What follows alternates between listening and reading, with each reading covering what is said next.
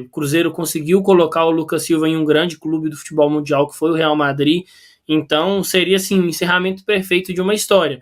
Só que eu também tenho essa mesma sensação que o Caramujo. O Lucas tem uma relação muito boa com o Pedrinho gosta muito do Lucas Silva, então eu não me assustaria se o contrato dele fosse renovado para o ano que vem. Só que, na minha opinião, seria o momento de encerrar o ciclo, de preferência que venha o título para ser encerrado de uma maneira bem bonita.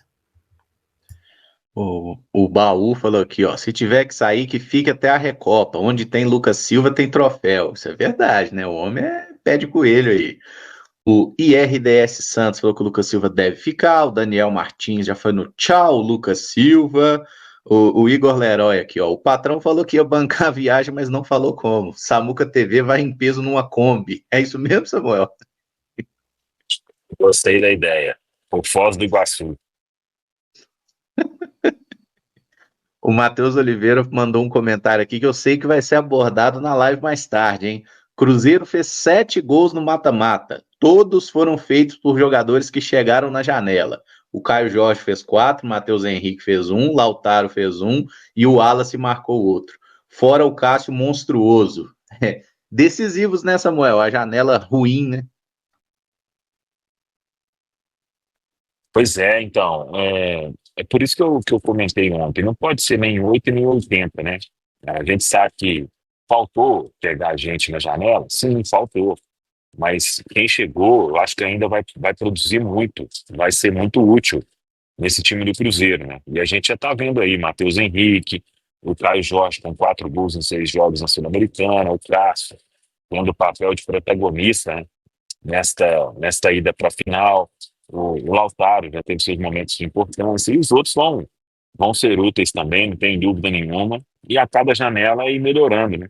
Subindo o nível, atacando carências e atacando sempre de um jeito mais positivo, né? Então, ontem o Pedro Lourenço estava aqui, veio acompanhar o jogo, e o Pedro, ele tem esse objetivo de estar na Libertadores, e a gente já falou algumas vezes sobre isso. Estando na Libertadores, meus amigos, não quer dizer que se não for para a Libertadores, o planejamento será tudo desfeito. Não, o Cruzeiro vai contratar bons jogadores de qualquer forma, mas indo para uma Copa Libertadores, você já tem uma nova gama de receitas aí que você não tem disputando a Copa Sul-Americana, né? Então, o Cruzeiro entraria numa Copa Libertadores muito forte e atacando carências aí de um jeito mais firme ainda na próxima janela. É isso, e o Caio Jorge chegou, 4 gols aí, né? O nosso artilheiro na Sul-Americana, tirando ele, é o Matheus, né? Que tem 2 gols. Então, assim, sendo muito determinante mesmo.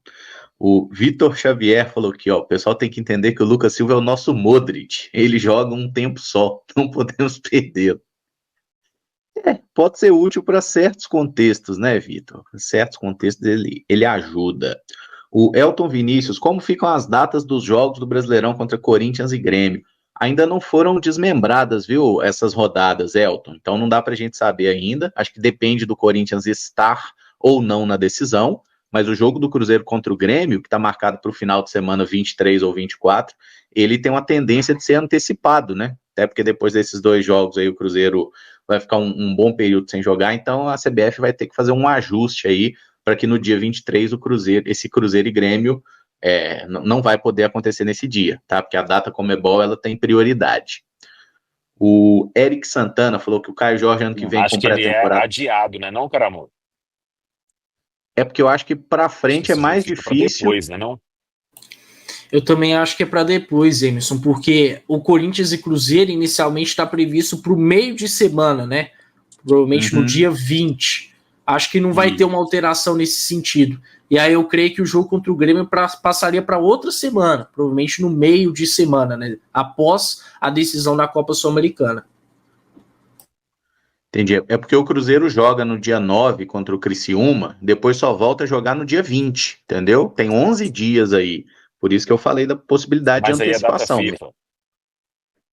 Ah, mas eles não ligam pra isso, né, Samuca? Eles ligam só quando quando precisa, né? Mas, de fato. Mas o Grêmio aí, no caso, cheio de jogador convocado, né? Não sei. Eu acho que o Fortaleza no ano passado aconteceu isso.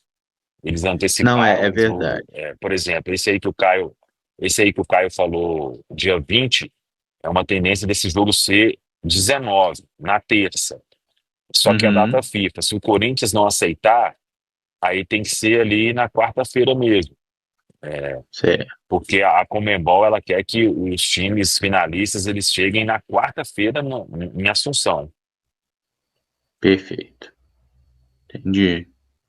E de fato o Cruzeiro e Grêmio que tá 24, né, com aquela data base aqui, dá para fazer no meio de semana, porque no meio de semana seguinte não tem jogo, né? A 35ª rodada, que então seria dia 27, por exemplo, sem problemas. E aí depois as três últimas rodadas que são numa semana só, né? Dia 1º, dia 4 e dia 8 de dezembro, três rodadas para fechar o Campeonato Brasileiro em sequência.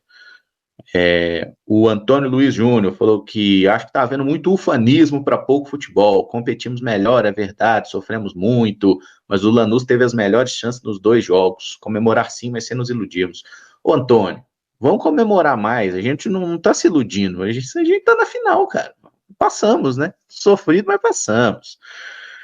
O Eric Santana aqui falando, Marcelino Moreno e Matheus Pereira ano que vem. Eu confesso que eu não acharia uma opção ruim, tá? E eu acho o Marcelino Moreno até melhor como ponta do que como 10, né? Eu acho que ele seria um jogador útil para se ter no elenco.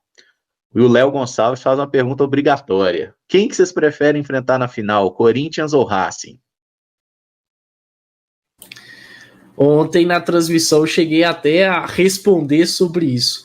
Não quero ficar em cima do muro, então assim, o adversário menos difícil para mim hoje seria o Racing. O Racing tem até a melhor campanha dentro da Copa Sul-Americana, conseguiu fazer um grande jogo na Neoquímica Arena, vem se dedicando inteiramente à Copa Sul-Americana, mas enfim, eu vejo o Corinthians em ascensão a partir do trabalho do Ramon Dias, tem também grandes valores individuais. É uma equipe que está acostumada a enfrentar o Cruzeiro, porque é uma equipe brasileira. Eu acho que é um fator que pode pesar de forma contrária em relação ao Cruzeiro, fora que teria aí uma espécie de clima de revanche em relação a 2018, né? Eu acho que o Corinthians seria um adversário mais delicado do que o Racing na decisão. Mas, enfim, não é uma questão de escolha, é só analisando cada equipe. Então, eu tenho uma leve preferência em enfrentar o Racing na decisão. Assim, o Corinthians, como o Caio disse, vive um momento de ascensão. Tem, tecnicamente falando, você olha para os jogadores que o Corinthians tem à disposição, são jogadores que tecnicamente são melhores do que os do Racing, e tem alguns jogadores acostumados a decisões. Então, tem também todo esse peso de revanche. O Corinthians, os torcedores do Corinthians tratam aquela Copa do Brasil como um roubo, né? E aí deixa lá para eles, mas é um sentimento deles de revanche para com o Cruzeiro, e é um confronto nacional. Adversário que conhece mais o Cruzeiro do que propriamente o Racing. Concordo, e nessa aí eu vou na mesma linha que o Caio. Acho que eu preferia seguir aí contra times argentinos para, quem sabe, esse estigma desse ano permaneça na final e o Cruzeiro possa ser campeão em cima de mais um time argentino. Só que os dois times, e aí parte da torcida do Cruzeiro pode não aceitar, mas nesse momento eu vejo os dois times como melhores do que o Cruzeiro. Então o Cruzeiro, na minha opinião, não entraria nessa decisão como favorito. E aí, Samuca, tem preferência? Não, tenho não.